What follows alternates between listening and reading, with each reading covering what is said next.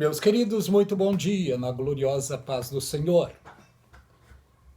Eu quero meditar um pouco na profecia da palavra de Deus, porque querendo ou não, acreditando ou não, não tem como fugirmos da palavra de Deus. Não tem como fugirmos daquilo que está escrito. Se estamos em obediência, estamos na palavra de Deus. Se estamos na desobediência, estamos na palavra também. A palavra de Deus é a bússola preciosa que Deus deixou na terra para todos nós, seres humanos, nos basearmos na palavra de Deus. Quanto à história bíblica, praticamente os seres humanos em toda a terra sabem o que aconteceu sobre o primeiro casal no Jardim do Éden, o que aconteceu com eles. Praticamente todos os seres humanos na terra sabem disso. Vemos na história as coisas que têm acontecido, os altos e baixos, para com aqueles que foram os heróis da Bíblia Sagrada. E vemos na história bíblica os heróis da Bíblia Sagrada. O primeiro casal no Jardim do Éden vacilou, pecou. Depois nós vemos que na história houve homens valentes, homens que quiseram desafiar Deus, como os grandes e terríveis homens desobedientes. Nimrod era um. Mas eu quero falar dos obedientes. Vemos na história bíblica sobre Noé a diferença que ele causou em uma geração, porque ele resolveu ser diferente. Vemos na história bíblica também a diferença de Abraão. Ele resolveu ser diferente. E Deus então chamou Abraão e fez promessa para ele, dizendo: Abraão, sai da tua terra e da tua parentela para uma terra que eu te mostrarei. E Abraão já tinha 75 anos de idade. Deus prometeu abençoar a Abraão. Deus prometeu para ele, para a sua descendência, o reino da terra. E vemos a história bíblica, o que aconteceu com Abraão, com a sua descendência. Mas Deus não esquece da sua promessa. A promessa que Deus fez a Abraão está de pé. Israel sempre sofreu ao longo da história, mas o seu sofrimento foi por causa da desobediência. Por causa disso sofreram, e sofreram muitos. Mas no fim dos tempos, Deus se lembrará daquilo que prometeu para Abraão. Quando o primeiro casal no Jardim do Éden pecou, Deus logo promete um resgate. Porque a coisa mais linda, mais primorosa que Deus criou para este mundo, para a face da terra, foi o ser humano. E todo o universo se equilibra no ser humano. Mas o ser humano pecou. E logo que pecaram, a Bíblia diz que todos pecaram. E destituídos estão da glória de Deus. Mas a preciosa palavra de Deus, a bússola fiel, ela nos dá o norte correto, ela nos dá a direção correta. Mas basta nós querermos esta direção. Basta nós querermos e abraçarmos a direção que a palavra nos dá. Porque a Bíblia é fiel quando diz que Deus amou o mundo de tal maneira que deu o seu Filho único, para que todo aquele que nele creia não pereça, mas tenha a vida eterna. Por causa do pecado de Adão, da desobediência de Adão, da desobediência dos outros que eram, na história, heróis da Bíblia. Mas mesmo os heróis da Bíblia pecaram, vacilaram. E olha que na Bíblia existiam homens que o mundo não era digno de ter. Como Noé, Abraão, Moisés, como Elias, Eliseu, Jeremias, Isaías e muitos outros. Mas a Bíblia diz que todos pecaram e destituídos estão da glória de Deus. Por isso foi necessário Deus enviar o seu único filho para tomar as rédeas que o ser humano havia perdido. Porque todos pecaram, era necessário vir neste mundo um homem, um ser humano, sem o vírus do pecado. E Deus então mandou o seu Filho único. Em outras palavras, o próprio Deus desceu, humanizou-se para viver entre os seres humanos, sentir o que o ser humano sente e assumir no lugar do ser humano a condição humana de pecador e cravar os pecados na cruz do Calvário. Na profecia já estava escrito que sem derramamento de sangue não poderia haver remissão de pecados. Jesus desceu, cresceu entre os seres humanos, viveu entre eles, um judeu nato, mas não foi bem quisto, não foi bem-vindo. Mas a sua primeira vinda, ele veio com objetivos a cumprir, vários, não dá para falar todos. Na sua primeira vinda, ele veio para perdoar. Ele veio para expor o seu amor e, através do seu amor, perdoar os seres humanos, curar os seres humanos, salvar as vidas humanas. Ele veio para exercer o seu amor e a sua misericórdia, e ele fez isso.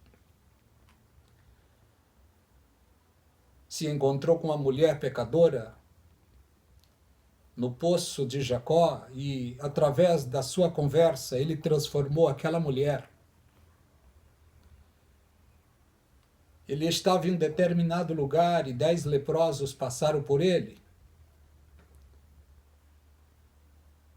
e conversaram com ele. E ele disse: olha, vocês vão ao sacerdote e ofereça o que é necessário oferecer. E quando chegaram lá, todos eles estavam limpos da lepra. Ele veio exercer o seu amor, o seu poder neste mundo, mostrar a sua misericórdia através da sua palavra e do seu poder. E não existiu ninguém que tenha o poder igual ao do Senhor Jesus Cristo. Jesus, quando estava aqui humanizado, falava como os seres humanos falam, sentiu como os seres humanos sentem. Só que as suas ações eram poderosas, porque ele era o próprio Deus.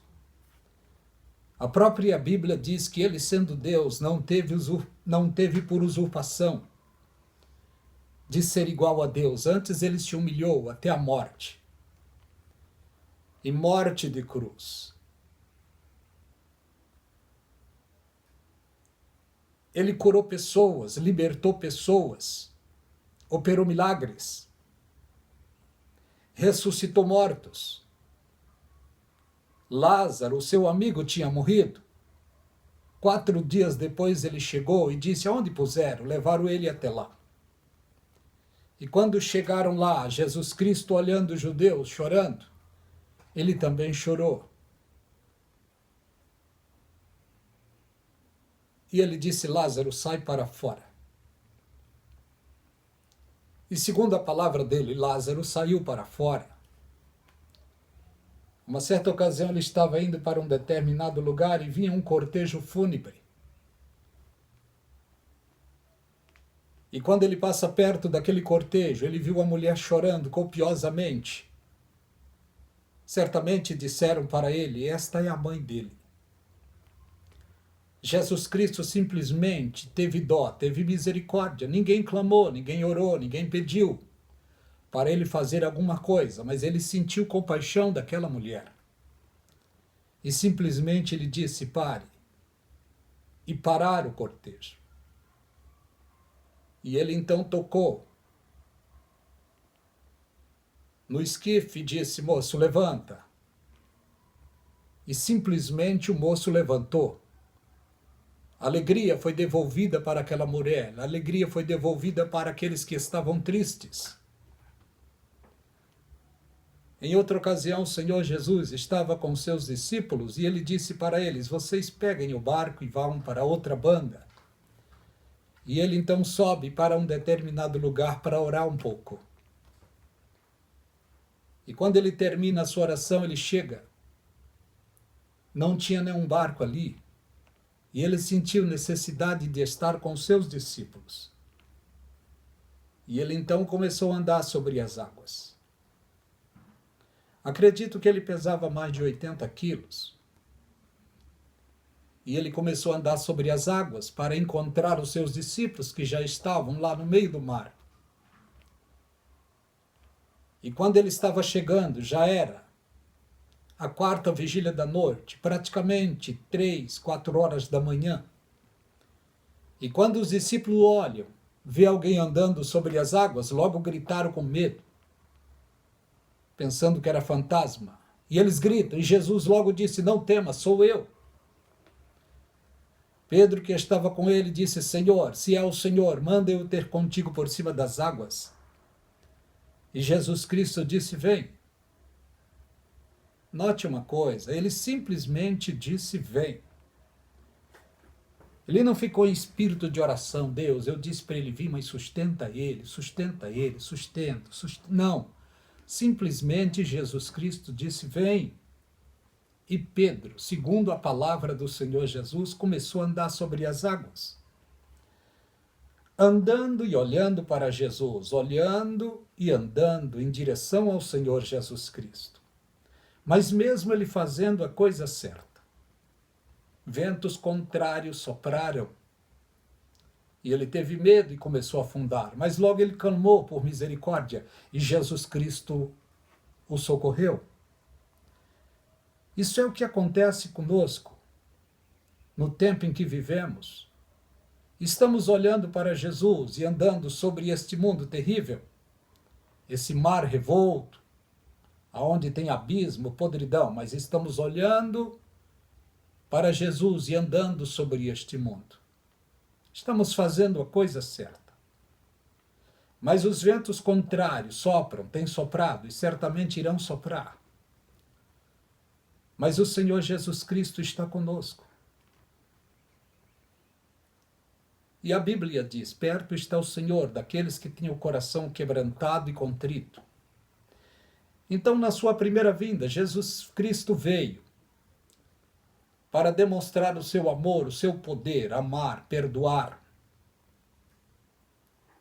e morrer no lugar dos seres humanos. Depois que ele morreu,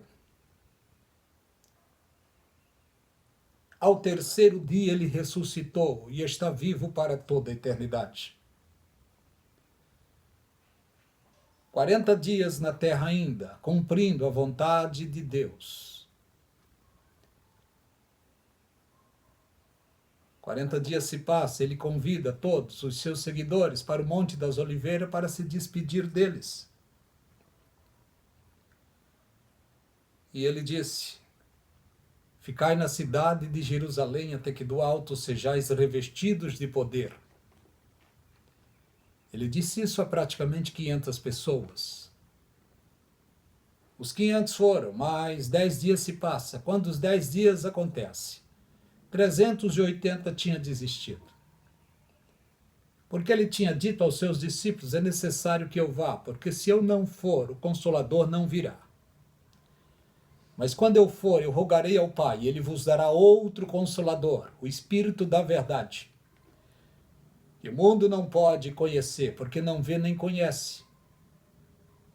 Mas vocês conhecerão, porque ele vos fará lembrar toda a palavra que eu vos tenho dito. 50 dias se passa, o Espírito Santo desceu, o Paracleto glorioso e divino, para inaugurar a igreja de Jesus Cristo.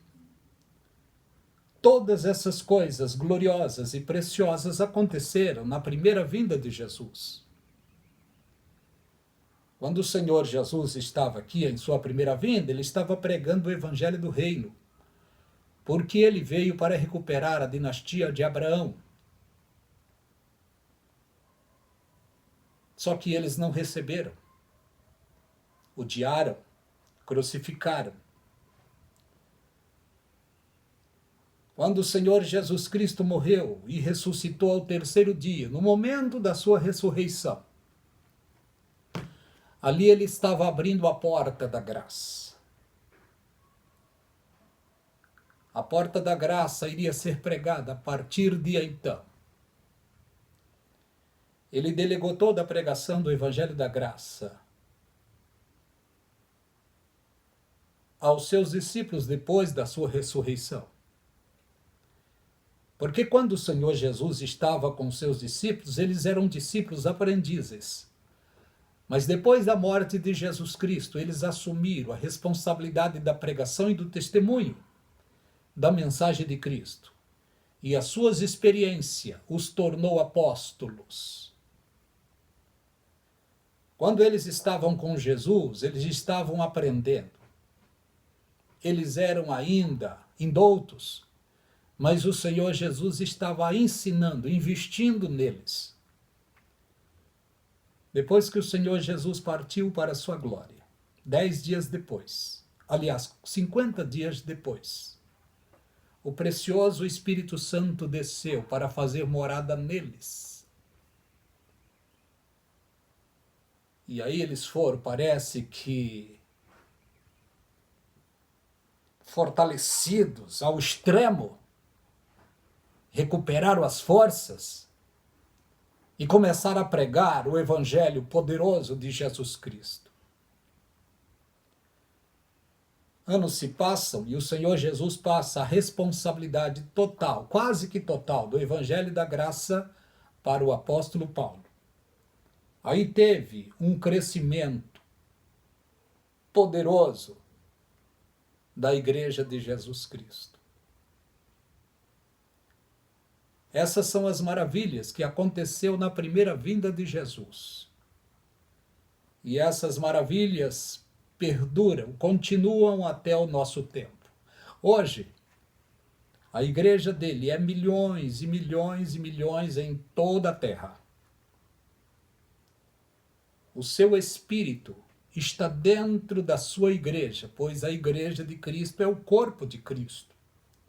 E se a igreja de Cristo é o corpo de Cristo, o seu espírito está dentro do seu corpo. E em muito breve, o Evangelho da Graça vai terminar neste mundo. Porque no dia em que a porta da graça se abriu, está perto da porta da graça se fechar. E já estamos a quase 2000 anos depois da morte de Jesus. 2000 anos do Evangelho da Graça. Jesus pregou o Evangelho do Reino durante 3 anos e meio, praticamente.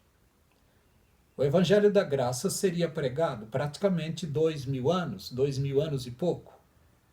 Nós estamos no fim do tempo.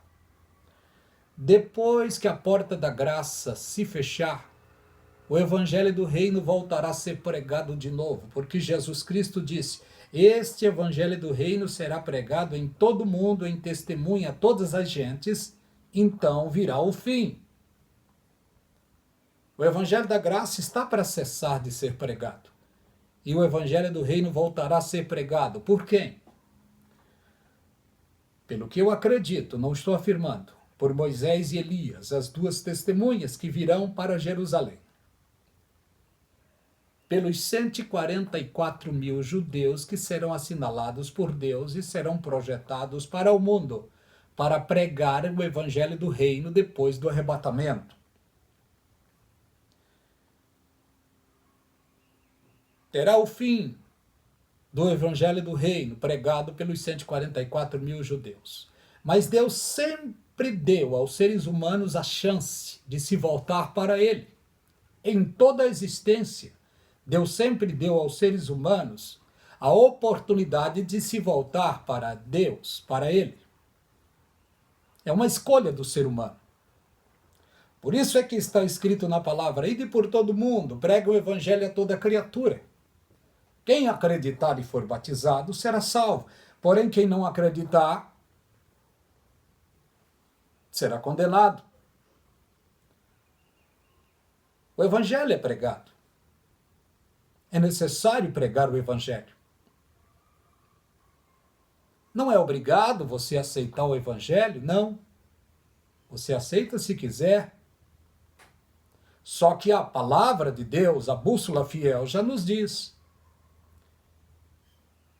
quem crer será salvo, quem não crer será condenado. Está bem claro. Está bem claro. Para os que aceitaram a Jesus Cristo e crerem na palavra de Deus, a Bíblia diz: nenhuma condenação há para os que estão em Cristo Jesus. Romanos 8. Porque não andam segundo a carne, mas segundo o Espírito. Porque a lei do Espírito de vida é em Cristo nos livrou da lei do pecado e da morte. Então, aqueles que aceitaram a Jesus e estão firmes, não tem condenação para eles, não. Lutas sim, problemas sim, tribulações sim. Porque Jesus Cristo disse: no mundo tereis aflições. Tenham bom ânimo, eu venci o mundo. É necessário termos ânimo. Porque nós recebemos o evangelho de graça. Mas a graça que veio a nós, pagamos um alto preço para conservá-la em nós. A graça não é de graça para nós. Temos de defender o evangelho, crendo em Jesus, defendendo a sua palavra, sendo testemunhos dele diariamente. É uma troca. Ele disse: aquele que me confessar diante dos homens, eu confessarei diante de meu Pai. É uma troca. Enquanto estamos dando testemunho dele, ele dá testemunho de nós diante de Deus. Se negarmos, ele nos negará. Simples assim. Isso é apenas algumas coisas que a primeira vinda trouxe para nós seres humanos. Agora eu vou dizer um pouco sobre a sua segunda vinda. Na primeira vinda ele veio para amar, dar vida, socorrer, perdoar. Na segunda vinda, está lá no livro de Zacarias, capítulo 14. A segunda vinda será dia de treva, dia de densas trevas. Porque na sua segunda vinda, note, na sua primeira vinda ele veio cheio de amor e de graça. Na sua segunda vinda, ele vem nervoso e ele vem para matar. Praticamente 400 milhões estarão reunidos para atacar o povo judeu, o povo de Deus. E Jesus Cristo vem para cessar essa guerra, a terceira guerra mundial. Está escrito na profecia, Salmo 121. Eles estarão cercados, não tem saída para eles. Acabou para os judeus. Mas se cumprirá o Salmo 121 para eles: eleva os meus olhos para os montes, de onde me virá o socorro? O meu socorro vem do Senhor que fez os céus e a terra. Cumprirá para eles. Também o Salmo 46, eles estarão reunidos ali, coagidos, e 400 milhões de soldados querendo acabá-los, derrotá-los de uma vez, sem chance para eles, sem chance. O Salmo 46 é exclusivamente para eles, quando diz lá: Deus é o nosso socorro e refúgio, bem presente na angústia. Pelo que não temeremos, ainda que a terra se mude, ainda que os montes se transportem para o meio dos mares, ainda que as águas rujam e se perturbem, há um rio cujas correntes alegram a cidade de Deus. Eu vou ler para vocês. Salmo 46. Deus é o nosso refúgio e fortaleza, socorro bem presente na angústia. Pelo que não temeremos, ainda que a terra se mude, ainda que os montes se transportem para o meio dos mares, ainda que as águas rugem e se perturbem, ainda que os montes se abalem pela sua braveza, há um rio cujas correntes alegram a cidade de Deus. Deus está no meio dela e não será abalada. Deus ajudará ao romper da manhã. As nações se embraveceram, os reinos da terra vão ficar nervosos. Enviarão os soldados para acabar com Jerusalém, para acabar com os judeus. As nações se embraveceram, os reinos se moveram. Ele quem? Jesus. O mesmo que disse, Lázaro, sai para fora. O mesmo que disse, moço, levanta. O mesmo que disse aos 10 leprosos, vão ao sacerdote, ofereça lá o que vocês é necessário oferecer. O mesmo que salvou a mulher lá do poço. O mesmo que disse para Pedro, venha. E Pedro veio. É o mesmo. O mesmo. Ele vai dizer, ele levantou a sua voz e a terra se derreteu. No momento da sua segunda vinda, a Bíblia diz, no livro de Mateus, capítulo 24, verso 29, haverá um sinal nos céus, e todos verão o sinal nos céus. E logo após os sinais, Jesus Cristo aparecerá glorioso, poderoso, eterno, santo, maravilhoso, glorificado junto com a sua esposa. Uma plebeia que ele comprou com seu próprio sangue. Comprou, perdoou, justificou, santificou, arrebatou e o glorificou. Agora esta plebeia está vindo como rainha ao lado do Rei dos Reis e Senhor dos Senhores. A ele a glória para sempre. Ela está vindo com ele. E ele vem para cessar a Terceira Guerra Mundial. Ele vem para julgar as nações.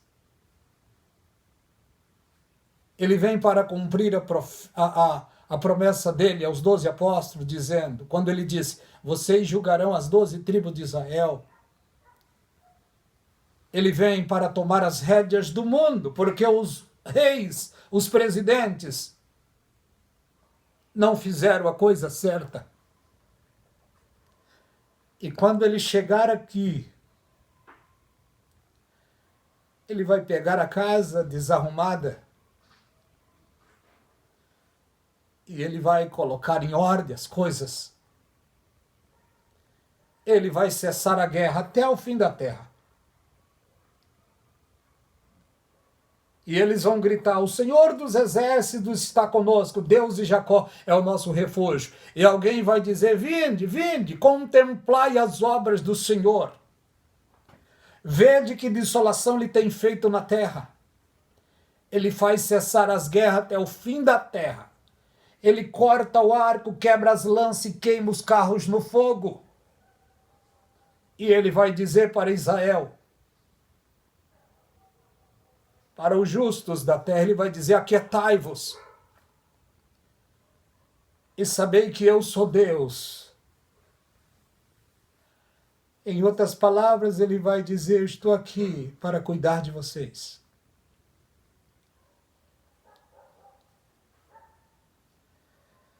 Serei exaltado entre as nações, serei exaltado sobre a terra. Nesses dias, é o que penso, nesses dias, os holofotes, a imprensa do mundo todo, que nunca quiseram saber dele, chicotearam ele através das mídias, mas toda a imprensa mundial, praticamente todas, estarão perplexa, filmando ele. Acredito que os repórteres estão querendo falar com ele, mas ele não vai dar exclusividade de entrevista para ninguém, porque ele é Deus. E ele será exaltado na terra, será exaltado sobre as nações da terra. E ele vai cumprir aquilo que precisa cumprir na sua segunda vinda. Da sua primeira e a segunda vinda, tem 7 festas judaicas que ele vai cumprir. Ele já cumpriu 4. Falta cumprir ainda 3, mas eu não vou falar disso agora. É apenas uma meditação para nós. Graça e paz da parte de Deus e da do Senhor Jesus Cristo seja sobre a tua vida e sobre toda a sua família. Deus os abençoe.